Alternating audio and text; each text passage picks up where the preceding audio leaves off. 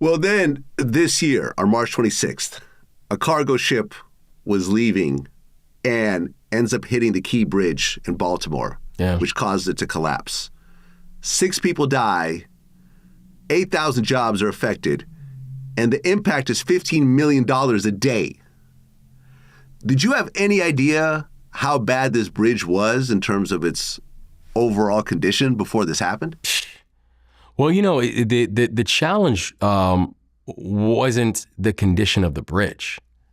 I mean, we're talking about a cargo ship that is the size of 3 football fields. We're talking about a cargo ship that is they have containers. This is a ship that was bringing containers from one port to another. Each one of those containers weighs about 1.5 to 2.5 tons, each container, right? There were 4,000 containers on this ship. That shows how big this ship was. And, and I remember, and I'll never forget, at 2:02 in the morning when my phone rang, when my chief of staff called me and said the Key Bridge is gone. And this is like an iconic bridge in Baltimore. It's set over our skyline ever since I was born. And, immediately we began to mobilize assets and, get police divers in the water to work to save lives, getting assets up in the air so they can, shine light on the situation.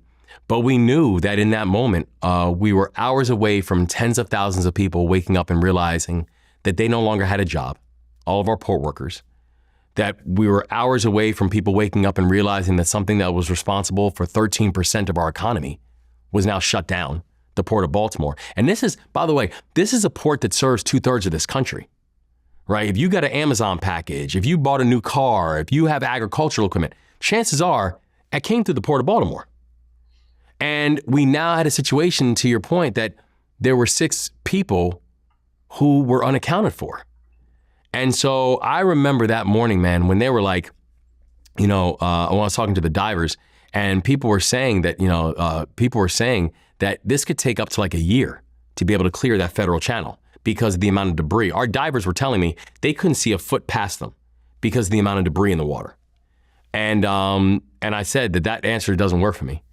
And we need to do everything in our power. And so we're grateful that in partnership, we were able to mobilize an amazing team that worked 24/7 on this thing. And not only were we able to make sure that our port workers, who at that moment realized they no longer had a job, that they were able to get the supports that they needed. And we kept our unemployment rate amongst the lowest unemployment rates in the entire country in that month of April. And we actually added 7,000 jobs during April.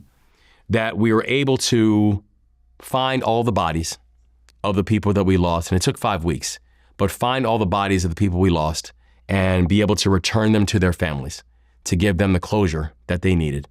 And also importantly, when people said that it could take up to 11 months to be able to clear that federal channel, we got it done in 11 weeks. And in 11 weeks, we were able to reopen the Port of Baltimore and get commerce back going. So I'm really proud of our state. I think, as people have said, what Maryland executed was a case study on how you respond to tragedy and how you respond to those kind of disasters, deadly disasters. But I also know that the final leg of the race is we've got to get that bridge rebuilt, because that bridge it's a 2-mile bridge, and it is a core artery for that Port of Baltimore, which matters so much to the people of this country. And I am not going to stop, and I'm not going to be satisfied until we get that bridge rebuilt.